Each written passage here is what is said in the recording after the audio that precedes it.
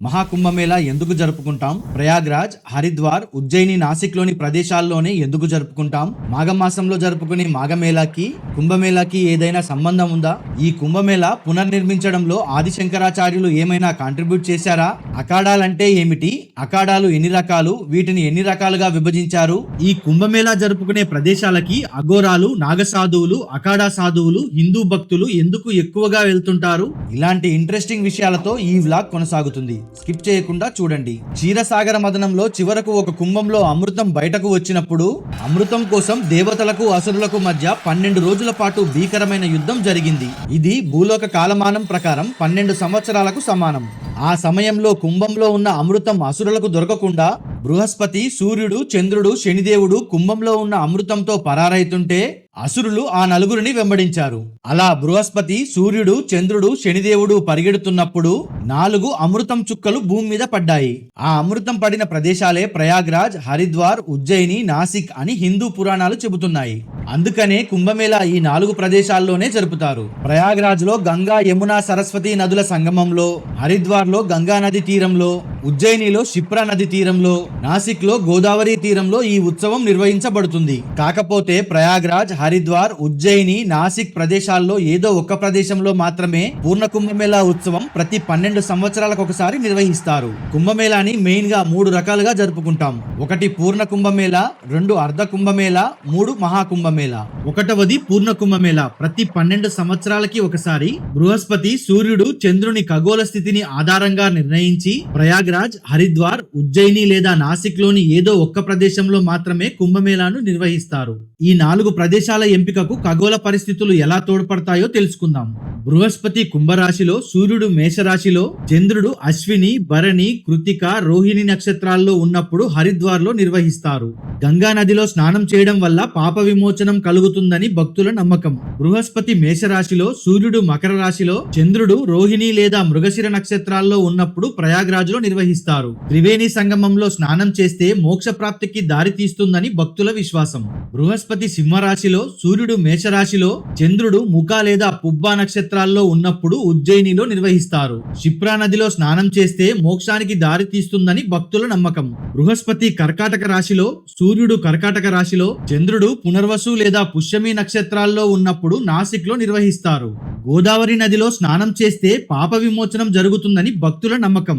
2వది అర్ధ కుంభమేళా. ప్రతి 6 సంవత్సరాలకి ఒకసారి మాత్రమే నిర్వహిస్తారు. ఈ అర్ధ కుంభమేళా 2 పూర్ణ కుంభమేళాల మధ్యలో నిర్వహిస్తారు. ఈ అర్ధ కుంభమేళాని కేవలం హరిద్వార్ లేదా ప్రయాగ్రాజ్ లో మాత్రమే నిర్వహిస్తారు. 3వది మహాకుంభమేళా. ప్రతి 144 సంవత్సరాలకు ఒక్కసారి మాత్రమే నిర్వహిస్తారు. బృహస్పతి, సూర్యుడు, చంద్రుడు, శని గ్రహాలు అనుకూలమైన ప్రత్యేక ఖగోళ స్థితిలో ఉన్నప్పుడు ఈ మహాకుంభమేళా జరుగుతుంది. అందుకే ఈ సంవత్సరం హిందూ క్యాలెండర్ ప్రకారం ఉత్తరప్రదేశ్ లోని ప్రయాగ్రాజ్ లో మహాకుంభమేళా 13 జనవరి 2025 పూర్ణమి తిథి నుంచి 26 ఫిబ్రవరి 2025 మహాశివరాత్రి వరకు 45 రోజుల పాటు జరుపుకునే మహాకుంభమేళాలో అఘోరాలు, నాగసాధువులు, అఖాడా సాధువులు, హిందూ భక్తులు త్రివేణి సంగమంలో పవిత్ర స్నానాన్ని ఆచరిస్తారు. ఈ 45 రోజులు పవిత్రమైన రోజులే. కాకపోతే శాషి స్నానాలకు 6 ప్రత్యేక రోజులు ఉన్నాయి. 1 పౌష్ పూర్ణిమ 13 జనవరి 2025, 2 మకర సంక్రాంతి 14 జనవరి 2025, 3 మౌని అమావాస్య 29 జనవరి 2025, 4 బసంత్ పంచమి 3 ఫిబ్రవరి 2025, 5 మాఘ పౌర్ణిమ 12 ఫిబ్రవరి 2025, 6 మహాశివరాత్రి 26 ఫిబ్రవరి 2025. కుంభమేళా అనే పదం సుమారు 1300 సంవత్సరాల క్రితం మాత్రమే ప్రాచుర్యం పొందింది. అప్పటి నుండి ఈ ఉత్సవం పెద్ద స్థాయిలో నిర్వహించబడుతుంది. కానీ పూర్వకాలంలో మాఘమాసంలో ప్రతి సంవత్సరం పుణ్యస్నానాలు చేసేందుకు ప్రయాగ్రాజ్ మరియు ఇతర పవిత్ర స్థలాలకు వెళ్లేవారు. ఈ ఉత్సవానికి అప్పటి వరకు ప్రత్యేకమైన పేరు ఉండేది కాదు. కానీ ఈ ఉత్సవాన్ని మాఘమాసంలో జరిపేవారు కాబట్టి మాఘమేళా అనే పేరు స్థిరపడి ఉండవచ్చు. ఈ మాఘమేళా ప్రతి సంవత్సరం ప్రయాగ్రాజ్ లో ఎక్కువగా జరుగుతుంది. ఇది కుంభమేళా కాదు, కానీ కుంభమేళాకు చాలా దగ్గరగా ఉండే ఉత్సవం కాబట్టి మాఘమేళా అనే పేరు కుంభమేళా పేరిట ఉత్సవం ఏర్పడిన తర్వాత స్పష్టంగా గుర్తించబడింది. కుంభమేళాలో కుంభ్ అంటే కుండ అని, మేళా అంటే సమ్మేళనం అని అర్థం. అయితే ఈ కుంభమేళా గురించి వేదాల్లో గాని హిందూ పురాణాల్లో గాని ఎక్కడా కూడా ప్రస్తావించబడలేదు. మరి అలాంటప్పుడు ఒకప్పుడు కోట్ల మంది అఘోరాలు, నాగసాధువులు, అఖాడా సాధువులు, హిందూ భక్తులు గుమ్మిగూడే ఇంత పెద్ద ఉత్సవంగా హిందూ సంస్కృతిలో ఎలా భాగమైందో తెలుసుకుందాం. మాఘమాసంలో హిందూ భక్తులందరూ పవిత్ర నదుల ఒడ్డున గుమ్మికూడి ఉత్సవాలు నిర్వహించే వాళ్ళు. ఇది మన సనాతన సంస్కృతి ప్రారంభం నుండి జరుగుతుందని పురాణాలు చెబుతున్నాయి. ఈ మేళాని బలిష్టం చేసేందుకు ఆది శంకరాచార్యులు 8వ శతాబ్దంలో ఆధ్యాత్మిక పరిరక్షణ కోసం ఆయన దశనామా సాంప్రదాయాన్ని స్థాపించారు. ఈ సాంప్రదాయానికి చెందిన సన్యాసులు మహాకుంభమేళాలో అఖాడాలుగా పాల్గొంటారు. శంకరాచార్యుల వల్ల హిందూ సన్యాసుల కోసం బలమైన అఖాడా వ్యవస్థ ఏర్పడింది. ఈ వ్యవస్థ ద్వారా సన్యాసులు మహాకుంభమేళా వంటి మహోత్తరమైన వేడుకల్లో పాల్గొంటారు. శైవ అఖాడాలు శంకరాచార్యుల ఆలోచనలను కొనసాగిస్తున్నాయి. దశనామీ సాంప్రదాయానికి చెందిన సన్యాసులు మహాకుంభమేళాలో ముఖ్యమైన భాగస్వాములు. ఇలా ఆది శంకరాచార్యుల ప్రభావం మహాకుంభమేళాలో ఇప్పటికీ కనిపిస్తుంది. 14 నుండి 16 శతాబ్దాల మధ్య అఖాడాలు ధార్మికంగా పునరుద్ధరించబడ్డాయి. ఈ అఖాడాలు ప్రధానంగా సన్యాసుల కోసం ఆత్మరక్షణ, ఆధ్యాత్మిక సాధన, సామాజిక సేవా లక్ష్యంగా ఏర్పడ్డాయి.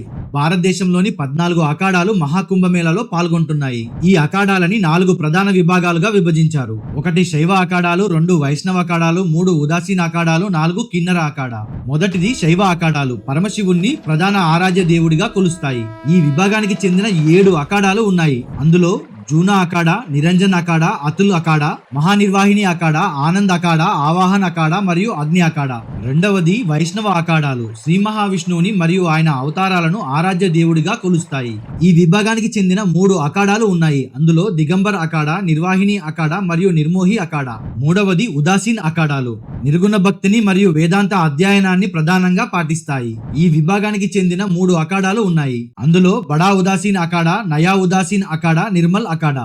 ఇక చివరిగా 4వది కిన్నర అఖాడా. ఇందులో కిన్నర అఖాడా ఒక్కటే 2019లో గుర్తింపు పొందిన ప్రత్యేకమైన అఖాడా. ఇది ప్రధానంగా ట్రాన్స్జెండర్ సాధువుల కోసం ఏర్పాటైంది. ఈ అఖాడా సాధువులు అర్ధనారీశ్వరుడిని మరియు మాతా భవానీని ప్రధానంగా ఆరాధిస్తారు. ఈ అఖాడాలు సన్యాస సాంప్రదాయాన్ని, హిందూ ధర్మ పరిరక్షణను మరియు ఆధ్యాత్మిక సాధనను కొనసాగిస్తున్నాయి. కుంభమేళాలో అఖాడాలు సాధువులు పహాల్ స్నానం అనే ప్రత్యేక ఉత్సవంలో పాల్గొంటారు. పహాల్ స్నానం అంటే కుంభమేళాలో అఖాడాలు తొలి ప్రవేశాన్ని సూచించే మహోత్సవం. ఇందులో నాగసాధువులు, మహామండలేశ్వరులు, వివిధ అఖాడాల సాధువులు అంగరంగ వైభవంగా ఊరేగింపుగా ఏనుగులు, గుర్రాలు, రథాల మీద వస్తారు. వీరు కాషాయ వస్త్రధారణతో దిగంబరులుగా భస్మం పూసుకొని విభిన్న రూపాల్లో దర్శనమిస్తారు. శంఖం, డమరు, త్రిశూలంతో జై శంకర, హరహర మహాదేవ గర్జనల మధ్య అఖాడాల ప్రవేశం ఒక దివ్య ఆధ్యాత్మిక శోభను సంతరించుకుంటుంది. ఈ వేడుక కుంభమేళా ప్రారంభానికి సంకేతంగా నిర్వహించబడిన సాధువులందరూ తక్షణమే స్నానం చేయవలసిన నిబంధన లేదు. కొందరు ఆత్మ సాక్షాత్కారం, తపస్సు అనంతరం నదిలో ప్రవేశించి పవిత్ర స్నానం ఆచరిస్తారు.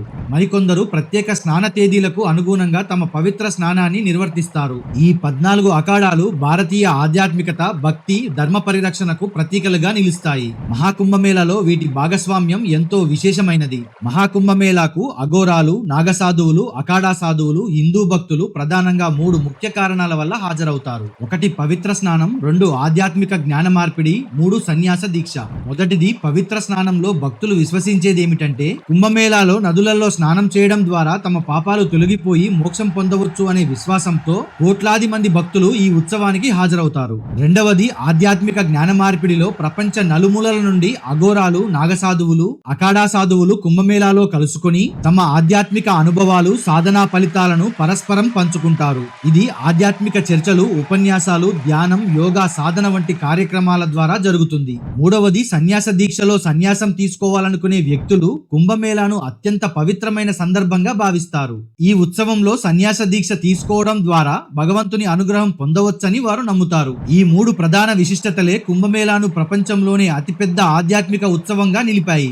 ఈ సంవత్సరం ప్రయాగ్రాజ్ లో త్రివేణి సంగమం దగ్గర ఉత్తరప్రదేశ్ గవర్నమెంట్ ప్రతిష్టాత్మకంగా మహాకుంభమేళాకు కావలసిన ఏర్పాట్లను నిర్వహించింది. ఎవరైనా కుంభమేళాకు వెళ్లాలనుకుంటే వారి కోసం ప్రయాగ్రాజ్ లో దిగిన యాత్రికులు అకామిడేషన్ ఎక్కడ తీసుకోవాలి, కుంభమేళా నగర్ ఎక్కడ ఉంది, అవి ఎన్ని సెక్టార్లుగా విభజించారు, టెంట్ సిటీస్ ని ఎంత విస్తీర్ణంలో నిర్మించారు, అది ఏ సెక్టార్ లో ఉంది, ముఖ్యంగా స్నానం చేయడానికి ఎన్ని ఘాట్లు అందుబాటులో ఉన్నాయి, ఫుడ్ ఫెసిలిటీ అక్కడ ఎలా ఉంది, ఉత్తరప్రదేశ్ గవర్నమెంట్ యాత్రికుల కోసం త్రివేణి సంగమం దగ్గర ఏ ఏర్పాట్లు చేసింది, స్నానాలు ముగించుకున్న తర్వాత చుట్టుపక్కల తిరిగి చూడవలసిన ముఖ్యమైన ప్రదేశాలు బడా హనుమాన్ టెంపుల్, శంకర్ విమాన్ మండపం, నాగవాసుకి టెంపుల్, ఆలోపిదేవి ఆలయం, శివాలయం పార్క్, అక్బర్ కోట లోపల ఉన్న అక్షయ్ వాట్, పాతాళపురి టెంపుల్, సరస్వతి అమ్మవారి టెంపుల్. ఈ ఆధ్యాత్మిక కార్యక్రమంలో అఘోరాలని, నాగసాధువులని, అఖాడా సాధువులని ఏ సెక్టార్ లో దర్శించుకోవాలి, త్రివేణి సంగమం సెక్టార్లుగా విడగొట్టినటువంటి డీటెయిల్డ్ మ్యాప్ తో ఒక బ్లాగ్ చేశాను. తెలుసుకోవాలి అనుకుంటే చూడండి, లింక్ డిస్క్రిప్షన్ లో పెడతాను. Thank you.